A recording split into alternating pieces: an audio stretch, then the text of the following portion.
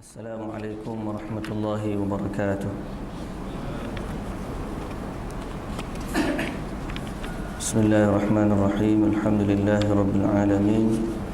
Assalatu wassalamu ala asyrafil anbiya wal mursalin wa ala alihi wa sahbihi ajma'in, amma ba'd. Hadis yang ke-38.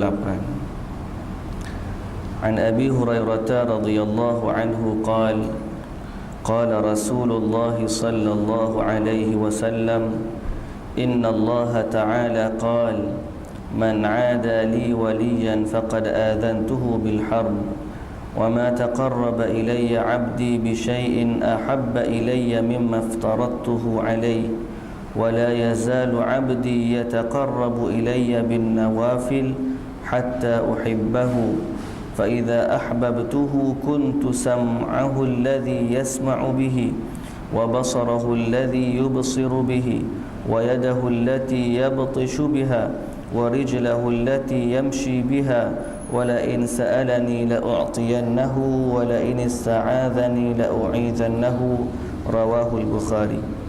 Dari Abi Hurairah radhiyallahu anhu, dia berkata, telah bersabda Rasulullah sallallahu alaihi wasallam, sesungguhnya Allah Ta'ala berfirman, siapa yang memusuhi kekasihku, yakni waliku, maka aku telah mengumumkan perang terhadapnya. Tidaklah hambaku bertaqarrub, mendekatkan diri kepadaku dengan sesuatu yang lebih aku cintai dari apa yang telah aku wajibkan kepadanya, dan hambaku yang selalu mendekatkan diri denganku dengan nawafil, yakni perkara-perkara sunnah di luar yang fardu, sehingga aku akan mencintainya. Dan jika aku telah mencintainya, maka aku adalah pendengarannya yang dia gunakan untuk mendengar, penglihatannya yang dia gunakan untuk melihat, tangannya yang digunakan untuk memukul, dan kakinya yang digunakan untuk berjalan. Jika dia meminta kepadaku, nescaya sungguh aku akan mengabulkannya, dan jika dia minta perlindungan kepadaku, nescaya akan aku lindungi. Hadis riwayat Al-Imam Al-Bukhari. Sidang Jumaah yang dirahmati Allah Subhanahu wa taala sekalian, kita masuk kepada faedah yang keempat daripada hadis ini, iaitu dalam hadis ini menetapkan kecintaan Allah Subhanahu wa taala, bahawa Allah mencintai hamba-hambanya dan Allah mencintai para walinya, dan bahawasanya kecintaan Allah itu bertingkat-tingkat, bertingkat-tingkat berdasarkan sabda Nabi sallallahu alaihi wasallam, tidaklah hambaku bertaqarrub kepadaku, mendekatkan diri kepadaku dengan sesuatu yang lebih aku cintai daripada perkara yang aku wajibkan kepadanya. Cinta Allah terhadap hamba, amalan manusia, ada yang Allah Ta'ala lebih suka, ada yang Allah Ta'ala lebih cinta daripada yang lain. Berkenaan dengan amal ibadah, Allah Ta'ala kata, aku lebih cinta kepada amalan yang wajib daripada yang sunat. Allah lebih suka pada amalan yang wajib daripada yang sunat. Memberi maksud kepada kita bahawa dalam beribadah ada sudut-sudut dan perkara-perkara yang lebih Allah cintai daripada yang lainnya. Maka kerja kita sebagai manusia apabila memahami maksud ini, ialah kita berusaha untuk menjaga perkara-perkara yang Allah suka, dan penjagaan itu lebih daripada yang lain. Dan kita tahu yang wajib lebih Allah suka daripada yang sunat, maka kita jaga yang wajib lebih daripada yang sunat. Kita berusaha kepada yang wajib lebih daripada yang sunat, dalam erti kata yang lain, dan dalam masa yang sama kita juga tidak meninggalkan yang sunnah.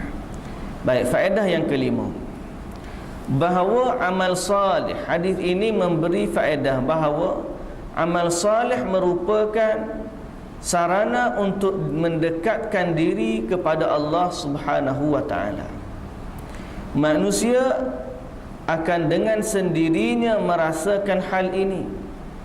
apabila dia selalu beribadah kepada Allah dengan cara yang sesempurna mungkin, yakni dengan adanya keikhlasan, dengan cara yang diajar oleh Nabi sallallahu alaihi wasallam yang kita sebut sebagai mutaba'ah, maka dengan sendirinya dan dengan hadir hatinya ketika beribadah akan melahirkan perasaan bahawa dirinya dekat dengan Allah Subhanahu wa taala. Dan hal ini tidak akan didapatkan kecuali oleh orang-orang yang diberi taufik oleh Allah Subhanahu wa taala.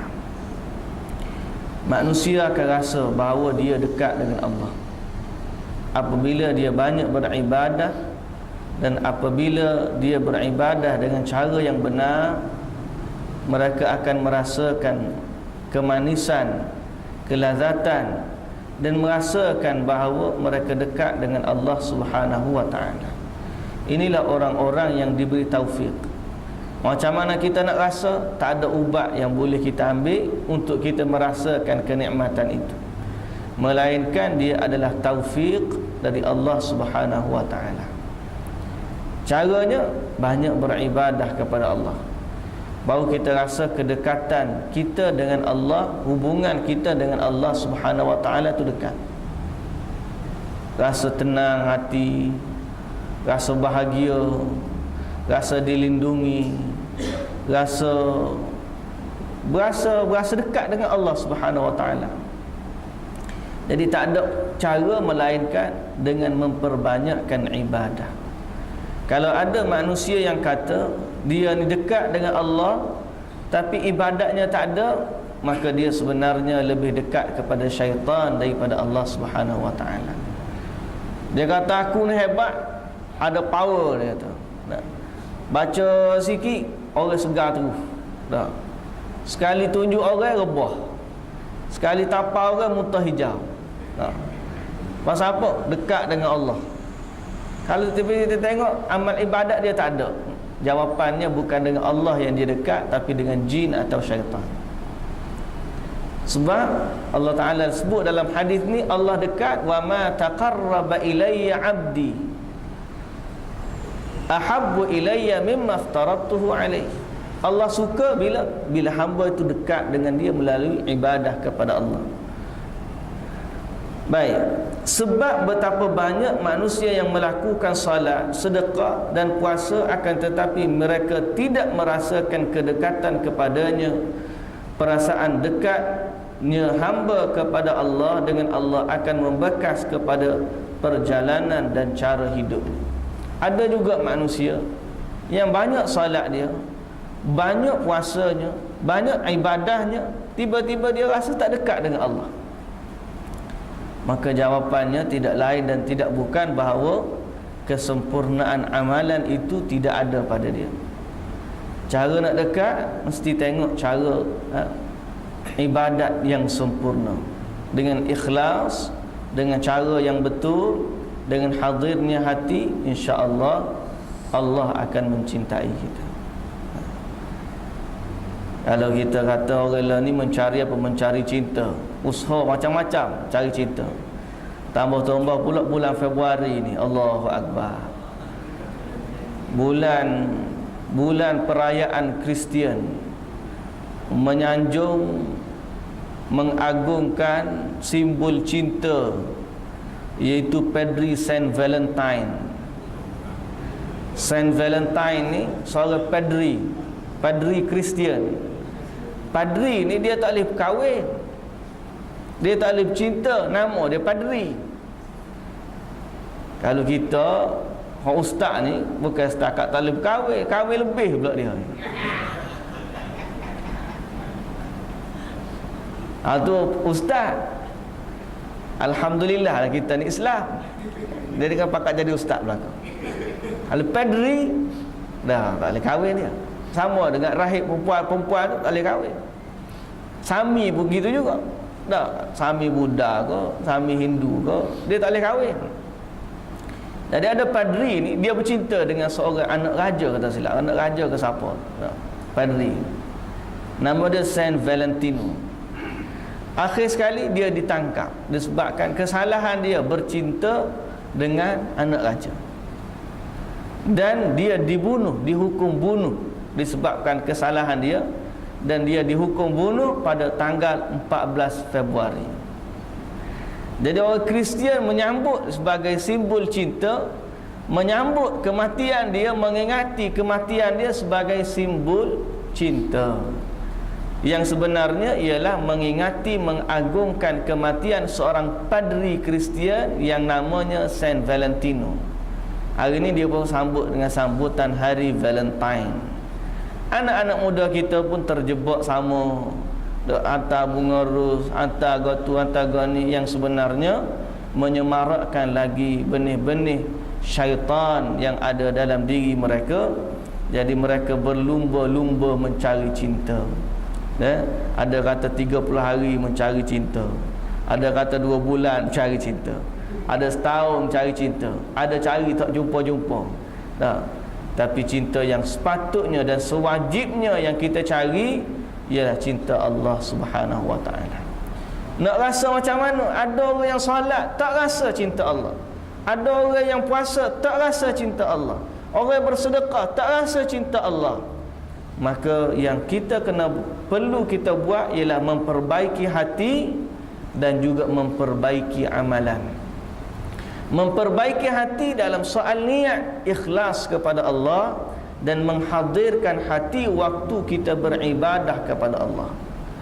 Itu memperbaiki hati. Memperbaiki amalan ialah memperbaiki tata cara amalan kita sesuai dengan apa yang diajar oleh Nabi sallallahu alaihi wasallam. Kalau Nabi buat begitu, itulah cara yang paling betul, itulah cara yang paling tepat, dan itulah cara yang paling disukai oleh Allah Subhanahu wa taala. Mustahil, takkan ada cara lain yang lebih Allah suka lebih daripada cara Nabi.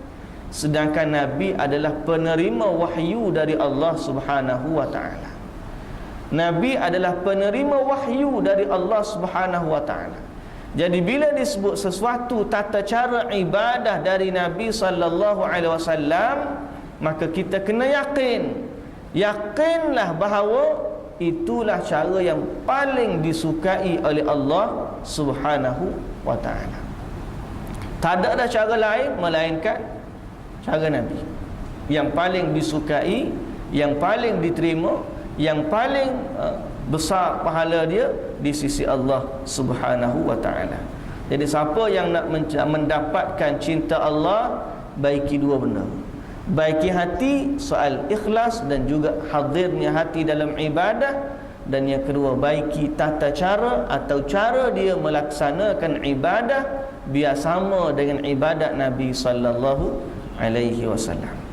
Baik, faedah yang keenam, bahawa perintah Allah berbentuk dalam dua hal. Hadis ini menyatakan bahawa perintah Allah dalam dua keadaan. Yang pertama yang wajib, dan yang kedua yang sunat. Nafilah yang sunat adalah tambahan kepada yang wajib. Pembahagian ini adalah berdasarkan sabda Nabi sallallahu alaihi wasallam yang kita sebut tadi, Allah lebih suka yang wajib daripada yang sunat. Jadi kita faham bahawa ada dua. Satu, amalan itu wajib, yang kedua amalan itu sunat.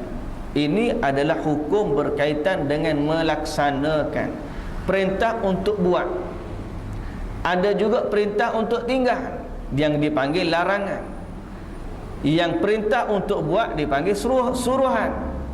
Al-amru, suruhan. Perintah untuk tinggal dia panggil an-nahyu, larangan. Maka dua-duanya kita kena taat. Tapi fokus kita ini pada melaksanakan. Nak buat hak mana? Maka nak buat yang wajib. Kalau kita kata nak tinggal yang mana, begitu juga tinggal. Ada tinggal lebih Allah suka daripada yang tinggal yang lainnya. Allah lebih suka tinggal yang haram lebih daripada yang makruh. Allah lebih suka buat yang wajib daripada yang sunat. Jadi kita faham gitu. Kalau Allah suka buat yang wajib lebih daripada yang sunat, maka Allah juga suka meninggalkan yang wajib, ia meninggalkan yang haram lebih daripada yang makruh. Nak mendekatkan diri kepada Allah, kita sebut dah dua perkara, buat atau tinggal. Kedua-duanya adalah taqarrub ila Allah. Boleh jadi orang yang mana dia tak mendapatkan cinta Allah, walhal dia salat, walhal dia puasa, walhal dia sedekah, bayar zakat dan seumpamanya, boleh jadi dia selesai sudut perintah tapi tak selesai sudut larangan.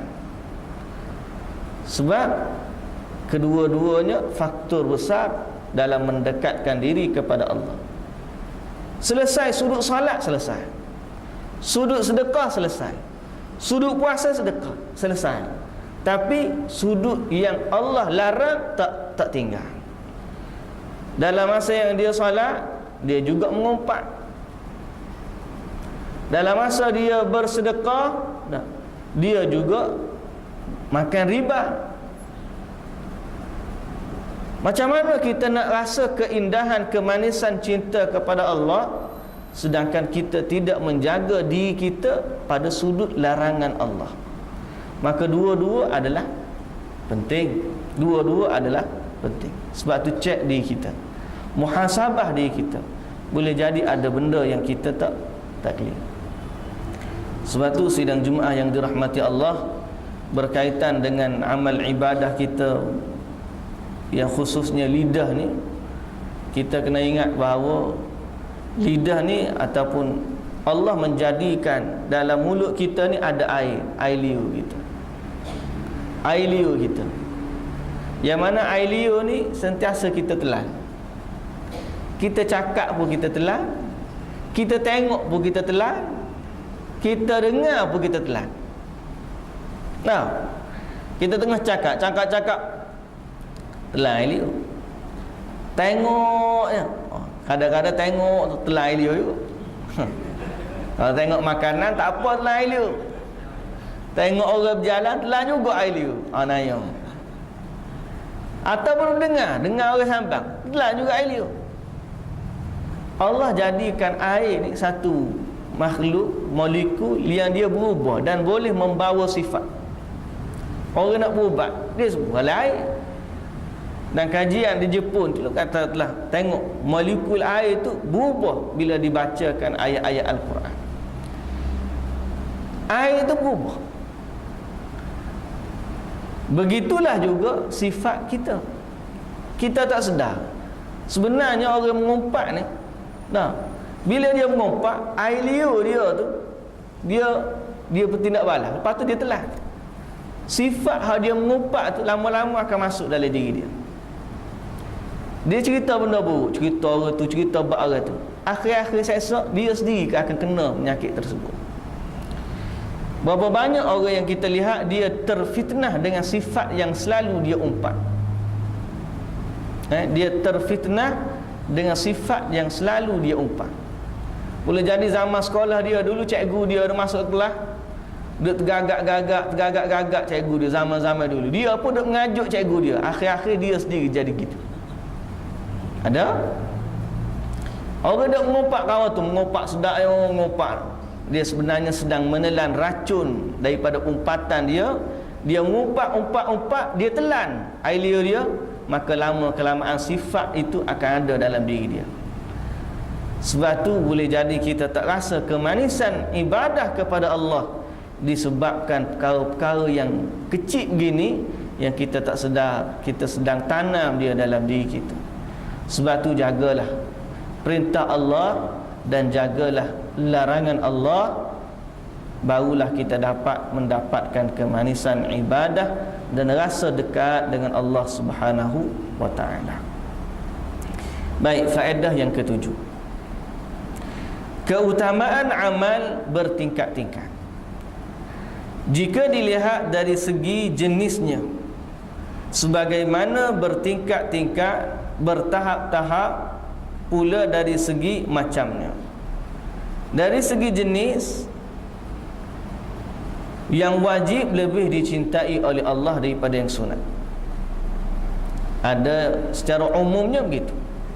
Mana-mana mana-mana perkara wajib lebih Allah suka daripada yang sunat. Dan di antara amalan-amalan juga, maka ada yang lebih Allah suka lebih daripada yang lain. Sebagaimana salat lebih Allah cintai daripada amalan yang wajib yang lainnya. Yang wajib Allah suka lebih daripada yang sunat. Di kalangan yang wajib ni banyak. Wajib salat, ada puasa wajib, ada sedekah wajib, zakat. Dalam banyak-banyak hak wajib ni, yang paling Allah suka ialah yang salat. Jadi dalam banyak-banyak amalan Allah suka kepada yang salat. Sebab itu Nabi SAW apabila ditanya, ayyul a'mali afdal, manakah amalan yang lebih baik, yang lebih afdal, lebih dicintai oleh Allah? Nabi jawab mula-mula, as-salatu ala waqtiha, salat pada waktunya. Maka Allah suka lebih daripada yang lain. Jadi sidang Jumaat yang dirahmati Allah, kerja kita ialah untuk menjaga amalan-amalan yang telah diperintahkan oleh Allah, dan menjaga yang lebih Allah suka, lebih utama daripada yang lainnya. Sebab bila kita tinggal yang Allah lebih suka, maka kemurkaannya lebih besar. Dia begitu. Bila kelebihan dia lebih banyak, maka akibat daripada meninggalkannya tu lebih berat. Dia kelebihan datang dengan risiko dia. Betul tak? Orang berniaga nak untung besar, risiko dia juga besar.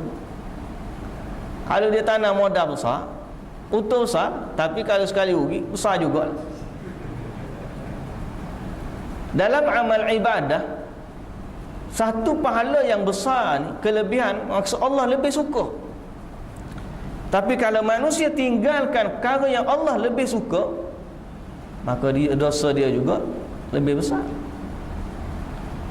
Bila buat amal yang fardu, salat fardu, pahala besar tak? Besar.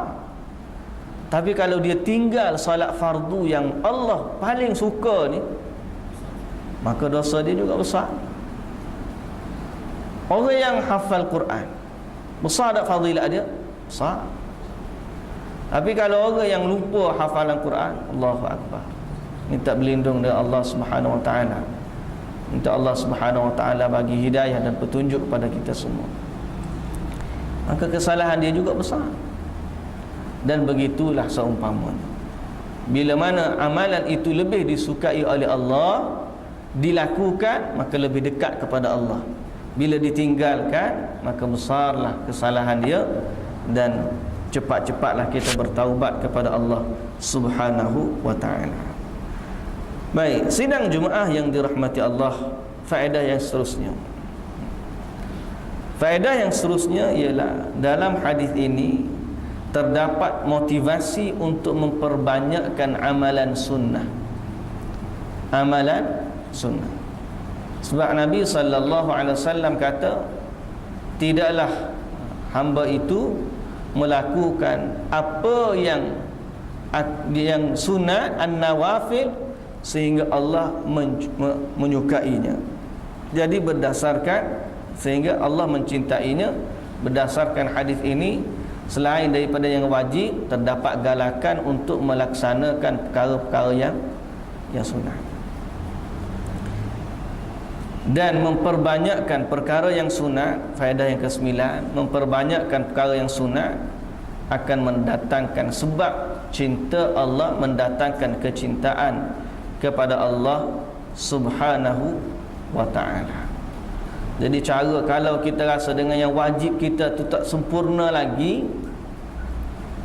maka banyakkanlah amalan sunat.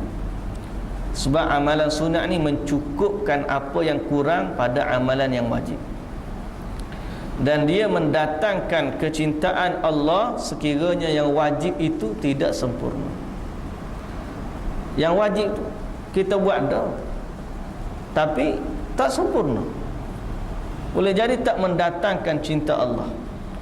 Maka tambah lagi ibadat, tambah lagi. Modal tu kena tambah. Dan berniaga tak jadi lagi, tak, tambah lagi modal, tambah lagi amal ibadah. Boleh jadi Allah Ta'ala tidak memberikan kita perasaan tersebut supaya kita nak, Allah nak tambahkan ibadat kepada kita. Dalam satu soalan pada Syekh Muhammad bin Mukhtar Syanqiti di Madinah dulu, orang tanya Syekh, apakah caranya untuk seseorang itu menangis kerana Allah? Dia nak rasa kemanisan menangis kerana Allah Subhanahu wa ta'ala. Sebab air mata yang tumpah kerana Allah ni adalah air mata yang menyelamatkan diri daripada neraka Allah, air mata yang memadamkan api neraka. Jadi dia tanya, macam mana kita nak rasa menangis? Kalau menangis sebab lain mudah ya. Duit hilang 1,000, orang menangis terus. Ada binatang peliharaan meninggal, menangis. Orang kesayangan meninggal, menangis. Tapi tak menangis kerana takutkan Allah. Dia sebahagian daripada orang yang dijanjikan bayangan arasy Allah pada hari akhirat. Antara 7 golongan ialah lelaki yang tinggal pada waktu malam, duduk waktu malam, dia ingat kepada Allah, fafadat ainah, mengalir air mata dia. Orang nak kelebihan ni? Jawab Syekh, pertama mestilah iman dia mesti kuat lah. Nah, iman dia mesti kuat. Kemudian orang tak menangis melainkan kerana cinta dia kepada Allah Subhanahu wa ta'ala. Tapi jawab Syekh juga, dia kata bahawa kadang-kadang Allah Ta'ala tak bagi seseorang itu menangis, bukan sebab Allah Ta'ala tak sayang kepada dia, dan bukan sebab dia tak sayang kepada Allah, supaya dia menambahkan amal ibadah dia kepada Allah. Sebab dia rasa tak sampai lagi, dia buat lagi, tak sampai lagi, dia buat lagi. Jadi makin lama makin banyak ibadat dia kepada Allah Subhanahu wa ta'ala. Kadang-kadang ada manusia tertipu dengan tangisan dia. Oh, bila dia menangis, orang sebut dia menangis, dia berzikir tak tahu gapo pun. Tak. Orang kata buat lolok pura-pura menangis, dia tak tahu sebab apa pun dia nangis. Akhir sekali dia rasa dia ni dekat dengan Allah Subhanahu wa ta'ala. Bila orang mari ajak memperbaiki amalan dia, dia tak nak. Sebab apa? Dia rasa dia sudah cukup dan mencapai tahap cinta sebenar kepada Allah. Berapa banyak orang yang tertipu dengan air mata dia. Duduk dalam majlis-majlis zikir, duduk dalam majlis zikir, dengan zikir mereka menangis. Kadang-kadang menangis tu oleh kerana orang lain menangis, dia pun menangis juga.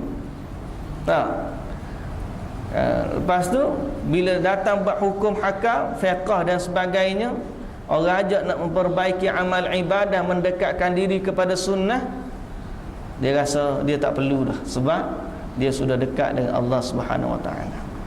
Jadi betul lah, ada juga orang yang Allah Ta'ala tidak memberi kepadanya tangisan disebabkan Allah sayang kepada dia dengan tidak memberikan dia menangis, tidak memberikan kepada dia tanda, melainkan dia rasa tenang pada Allah Subhanahu wa ta'ala. Tu je. Jadi kita ni yang paling perlu kita buat dalam soal cinta kepada Allah ialah berbaik sangka dengan Allah Subhanahu wa ta'ala. Berbaik sangka kepada Allah Subhanahu wa ta'ala. Baik, sidang Jumaah yang dirahmati Allah Subhanahu wa ta'ala sekalian, insya-Allah kita sambung lagi faedah ini pada besok hari. Apa yang baik dari Allah Subhanahu wa ta'ala, yang tidak baik dari kelemahan saya sendiri. Subhanakallahumma wa bihamdika, asyhadu an la ilaha illa anta, astaghfiruka wa atubu ilaik. Qul qawli hadza wa astaghfirullahal azim li wa lakum. Wassalamualaikum warahmatullahi wabarakatuh. A'udzu billahi minasyaitonir rajim. Bismillahirrahmanirrahim. Alhamdulillahi rabbil alamin. Wassalatu wassalamu ala asyrafil anbiya'i wal mursalin, nabiyina Muhammad wa ala alihi wa sahbihi ajma'in. Ya Rabbana lakal hamdu kama yanbaghi li jalali wajhika wa 'azimi sultanik. Allahumma ighfir lana dhunubana ولوالدينا وارحمهم كما ربونا صغارا ولجميع المسلمين والمسلمات والمؤمنين والمؤمنات الأحياء منهم والأموات برحمتك يا أرحم الراحمين. وصلى الله على نبينا محمد وعلى آله وصحبه وسلم والحمد لله رب العالمين.